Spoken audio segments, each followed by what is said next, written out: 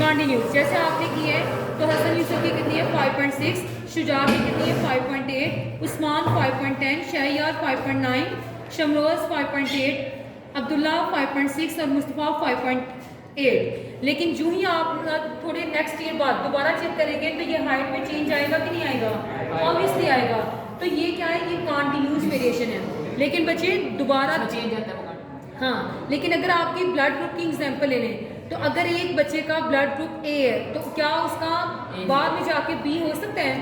नहीं हो सकता। तो वो कौन सी वेरिएशन है? डिसकंटिन्यूस। लेकिन हाइट, वेट, तो ये कौन सी वेरिएशन है? कंटिन्यूस। लेकिन ब्लड ग्रुप कौन सी वेरिएशन है? और डिसकंटिन्यूस की ये भी है कि जैसे आप टंग को रोल करोगे और टंग को किस तरह से रोल करोगे? यू शेप में। एग्जैक्टली। तो ये आपका कौन सा है प्रैक्टिकल 15.1।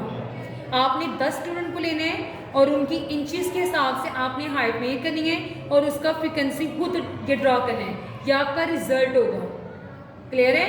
और आपने रिजल्ट किस फॉर्म में करना है? ग्राफ की फॉर्म में। जैसे मैंने आपको बताया कि आपने ग्राफ को ड्रॉ करके आपने जैसे फॉर एग्जांपल 9 को शो करें, ये 9 क्या है तो इसी के सामने उसी की क्वांटिटी आएगी 69 to 71। क्लियर है? और सबसे टॉप पे कौन सा जाएगा? 25, उससे बिलो 22, उसके बाद 17। तो आपने इस तरह से जैसे 25 के तो वो ऊपर जाएगा और 25 के सामने कौन सी रेशो आएगी? 62। मतलब इस लाइन का और इस लाइन की क्वांटिटी आपकी रिलेट होनी चाहिए। क्लास क्लियर है? और एक टंग रोल का भी है बी पार्ट, आप चाहें तो ये वाला कर लें चाहे वो कर लें, क्योंकि इसके अंदर आपने दोनों तरह का चेंज बताना है, कंटिन्यूस का भी और डिसकंटिन्यूस का। लेकिन बेहतर है कि आप डिसकंटिन्यूस में ब्लड ग्रुप का बता दें। क्लियर है बच्चों? नेक्स्ट प्रैक्टिकल जो जीन है डिसकंटिन्यूस है कंटिन्यूस? डिसकंटिन्यूस है ना वो ना अब आर्टिफिशियल हम कर सकते हैं। जैसे कुछ लोगों के अंदर डायबिटीज़ की बात हो रही है तो इंसुलिन नहीं बनती, लेकिन हम इंसुलिन इंजेक्ट करवा लेते हैं। ठीक है, तो वो हो जाता है टिश्यू कल्चर एंड तकनीक से। नेक्स्ट है कि क्लास नेक्स्ट आपका बच्चों प्रैक्टिकल है। ये हमने 9.9 की है, सॉरी 10.2 की है, उसके बाद 9.3 की है, 4.6 कल है।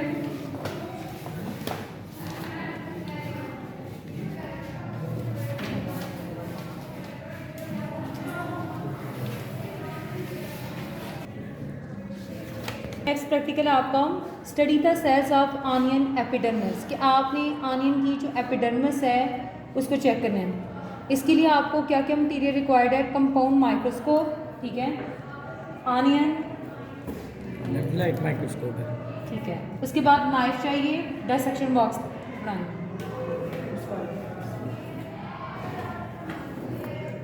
ब्लैक नहीं, dissection box, dropper, cover slip, watch glass, water, filter paper, forceps, ये सारे इंस्ट्रूमेंट इसके अंदर होते हैं। मिथाइलिन ब्लू या उसकी जगह आप रिप्लेस करके आयोडीन सोल्यूशन भी यूज़ कर सकते हैं।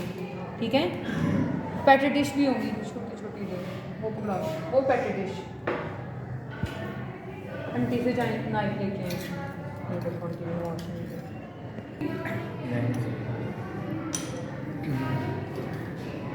सबसे पहले जहाँ से आप देखते हैं तो इस चीज़ को क्या कहते हैं? आई पीस। क्या कहते हैं?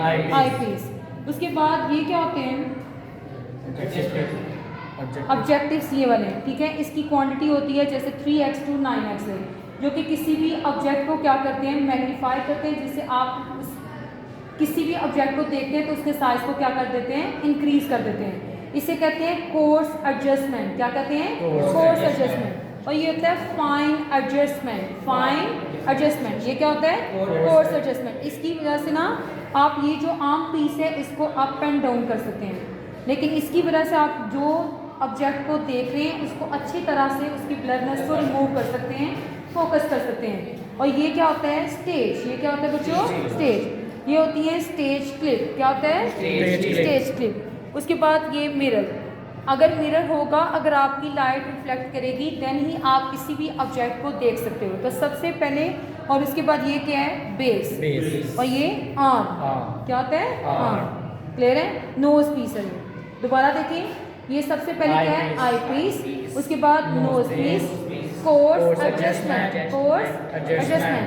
Next fine adjustment, fine adjustment. होती है? हाँ, ये क्या होता है? स्टेज। ये क्या बच्चों? Stage clip. ये क्या है? मिरर। और ये क्या होते हैं? Main objective. मेन ऑब्जेक्टिव मतलब जिसकी वैल्यू होती है as like 3x to 9x, ज़्यादा भी हो सकती है, 4 हो सकती है, 40 हो सकती है, 100 हो सकती है। और इन्हीं ऑब्जेक्टिव्स की मदद से आप किसी भी ऑब्जेक्ट को देखते हो। चाहे आपका कोई भी सैंपल है, आपने आनियन की एपिडर्मिस देखनी है, स्टोमेटा देखना है, पत्तों की एपिडर्मिस ले मतलब जिसके अंदर स्टोमेटा होते हैं, आपने उनको देखना है, तो आप इन्हीं ऑब्जेक्टिव्स को यूज़ करते हो। यही आप उसको यूज़ करने से क्या फ़ायदा होगा कि वो उस चीज़ को फोकस कर देगा, ब्लरनेस को रिमूव कर देगा। लेकिन आपने जब ब्लरनेस को रिमूव करना है तो आप किसको यूज़ करोगे? फाइन एडजस्टमेंट को। क्लियर है? लेकिन आप ये नोज पीस को अप एंड डाउन करने के लिए किसको यूज़ कर रहे हो? Course adjustment. और ये क्या था? स्टेज और next base. Is that clear? लेकिन सबसे पहले यूज़ करने का क्या तरीका है कि सबसे पहले आपने उस जगह पर बैठना है जहाँ पर रोशनी रिफ्लेक्ट हो। ठीक है, जैसे चाहे अगर लाइट नहीं है तो विंडो वाली साइड पे रहें, और अगर लाइट है तो आपने उसी लाइट का रिफ्लेक्ट लेना है। और इसके मिरर को इस तरह से सेट किया जाता है ताकि लाइट रिफ्लेक्ट हो। रिफ्लेक्ट का क्या मतलब है? टकरा के वापस जाए। तो इस वजह से आपने आई पीस से फिर देखना है कि वो लाइट रिफ्लेक्ट कर रही है कि नहीं कर रही, और उसके बाद आपने इन ऑब्जेक्टिव्स को मूव करके अपने ऑब्जेक्ट को देखना है। किस तरह से स्लाइड को भी रखने का तरीका होता है, जैसे ये बच्चों आप किसी भी सैंपल को या किसी भी ऑब्जेक्ट को यूज़ करने के लिए, देखने के लिए, तो आप क्या यूज़ करते हो? स्लाइड। तो ये सारी स्लाइड्स होती है और स्लाइड को पकड़ने के भी रूल्स हैं। सबसे पहले तो आपने अच्छी तरह से ब्लॉटिंग पेपर से इसको नीट कर लेना है। उसके बाद हमेशा किसी भी स्लाइड को ऐसे नहीं पकड़ना। ठीक है, स्लाइड को इस तरह से पकड़ा जाता है क्योंकि आपने फॉर एग्जांपल कोई भी एपिडर्मल ले रखी है तो आपका फिंगर प्रिंट ना ऊपर लगे बल्कि इस तरह से हो। उसके बाद इसकी कवर स्लिप्स होती हैं, कवर स्लिप से इसको कवर किया जाता है। स्मॉल साइज की बॉक्स नहीं, स्मॉल बॉक्स होगा, छोटा सा।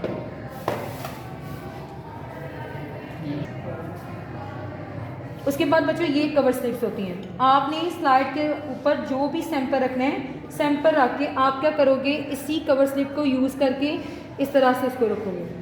लेकिन हमेशा आपने कवर स्लिप को भी जब पकड़ना है तो आप उसको भी ऐसे नहीं करोगे, ठीक है, बल्कि इसको भी कहाँ से पकड़ेंगे? साइड से।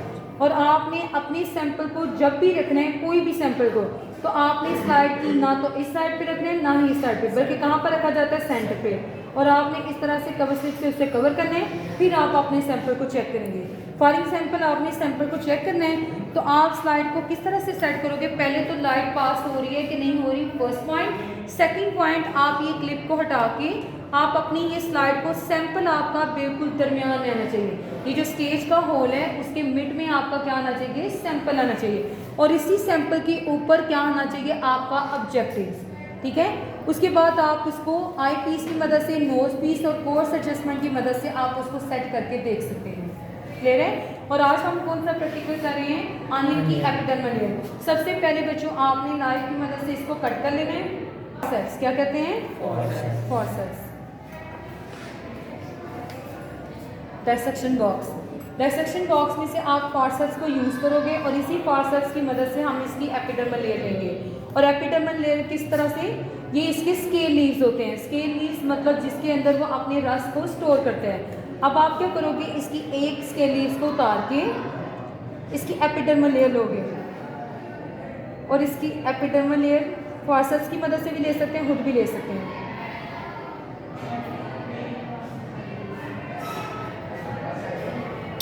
फॉर्सेप्स की मदद से आप इसकी एपिडर्मल लेयर लोगे।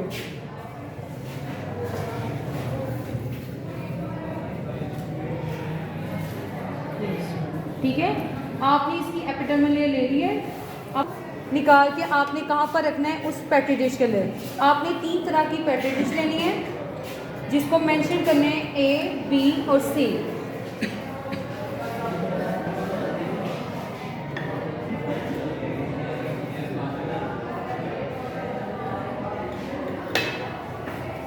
और पेट्री डिश के अंदर हमने एक के अंदर बच्चों आपने क्या ऐड करना है? वाटर।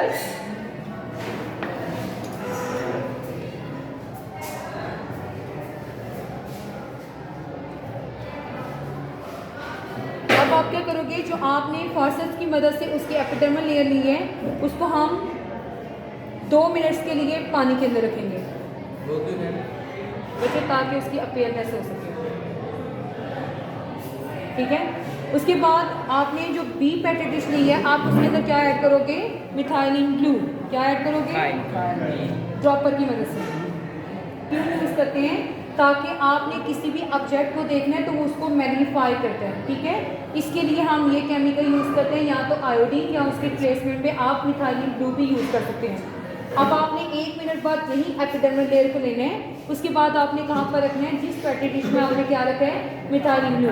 मिथाइलिन ब्लू में भी रखने के बाद आपने 1 मिनट का वेट करना है। उसके बाद आप उठा के आप अपनी स्लाइड के ऊपर रख के उसको चेक कर सकते हैं। ठीक है, तो आपको क्या नजर आएगी? उसके अंदर सुराख नजर आएंगे, जिसे क्या कहते हैं? स्टोमेटा। और स्टोमेटा की मदद से वो क्या करते हैं? गैसेस स्टीम क्या करते हैं? और उसके अलावा वाटर को भी रेगुलेट करते हैं कि वाटर ने चाहे अंदर की तरफ मूव करना है चाहे बाहर की तरफ। It's totally depend on the stomata. और स्टोमेटा कहाँ पर होते हैं? It's the epidermis. क्लियर है क्लास?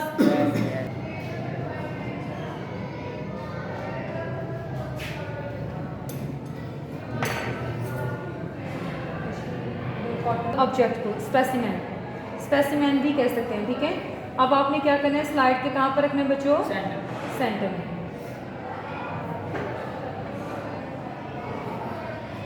ठीक है, आप ये भी कर सकते हो कि एक ड्रॉप आप इसके अंदर रख के उसके बाद आप अपना सेंटर रख सकते हो, चाहे वहाँ से डायरेक्ट रख लें, चाहे यहाँ पर एक ड्रॉप गिरा के उसके बाद आप अपने ऑब्जेक्ट को रखना है। उसके बाद आपने क्या करना है? कवर स्लिप से इसको कवर करना है,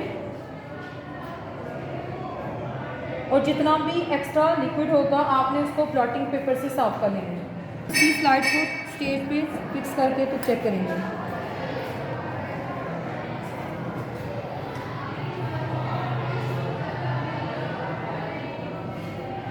करना लास्ट आपको रिजल्ट में बच्चों क्या नजर आएगा? ये वाला चीज। ठीक है, कि जैसे cell membrane, cell wall, cytoplasm, 1 by 1 देखते जाएंगे। बिल्कुल यही सेम चीज नजर आ रही है।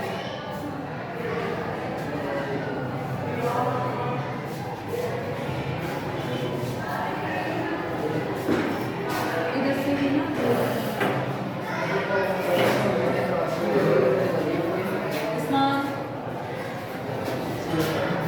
देखने में यदि प्रॉब्लम हो तो आप उसको मूव करके फोकस करके देख सकते हैं।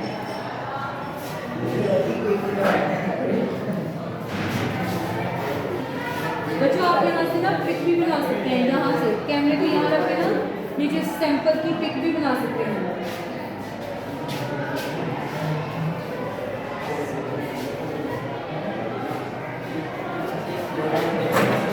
सबको क्लियर है class?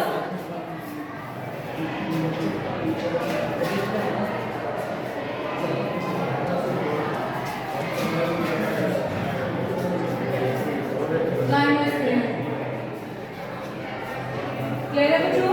Sales of epidermis are rectangular in shape. कि क्या शेप होती है उनकी? Rectangular. All cells have thick cell wall. कि तमाम सेल्स में क्या प्रेजेंट होती है? Cell wall. अच्छा, प्लांट सेल के अंदर जो सेल वॉल है उसका क्या रोल होता है मुस्तफा? प्लांट सेल के अंदर जो सेल वॉल होता है उसका क्या रोल होता है? सेल वॉल का वो कवर करना, प्रोटेक्ट करती what is the function of cell wall? उसको रिस्ट्रिक्ट किया था, मोर कंटिन्यूटी होती है तो उसको शाबाश, पढ़ा था ना प्लाज्मोलाइसिस कि क्या होता है? जैसे श्रिंक होता है या उसके अंदर वाटर ऐड होता है तो वो ब्रस्ट नहीं होता, वो सेल क्या नहीं होता? ब्रस्ट। और सेल वॉल का काम है कि एक सेल को शेप देना, स्ट्रेंथ देना, प्रोटेक्शन देना और सपोर्ट करना। बच्चों 3S and 1P, सपोर्ट करना, स्ट्रेंथ, शेप एंड प्रोटेक्शन। और एक और काम करती है, जब भी आप इसके अंदर वाटर को ऐड करोगे किसी भी चीज़ को तो वो सेल ब्रस्ट नहीं होता, it is totally based on the cell wall. और सेल वॉल किसके सेल के ऊपर प्रेजेंट है? Plant cell. Is that clear? Next देखिए, ई सेल हैज द न्यूक्लियस। हर सेल के अंदर बच्चों क्या प्रेजेंट है? और जो जिसके अंदर न्यूक्लियस होता है उसे कौन सी सेल कहते हैं? एक्सीलेंट। और जिसके अंदर न्यूक्लियस नहीं होता उसे कौन सा सेल कहते हैं? शाबाश, समझ आ गई है? उसके बाद देखिए, द ग्रैनुलर सब्सटेंस। ग्रैनुलर क्या मतलब है? दानेदार। Line between the nucleus and the cell wall. आपको कुछ डॉट्स अंदर नजर आए होंगे, तो वो ग्रैनुलर स्ट्रक्चर है जो कि किसके दरमियान है? जैसे फॉर एग्जांपल ये सेल है, सेल का सेंटर पॉइंट का होता है न्यूक्लियस, और न्यूक्लियस इन्वेलप से लेके जो न्यूक्लियस को कवर करता है उसे कहते हैं न्यूक्लियर एन्वेलप। सारी सर्फेस एरिया कैसे करते हैं साइटोप्लाज्म, क्लियर है? और इसी साइटोप्लाज्म के अंदर आपको क्या नजर आएगा बच्चों? Granular substance. Is that clear? यहाँ आपका कौन सा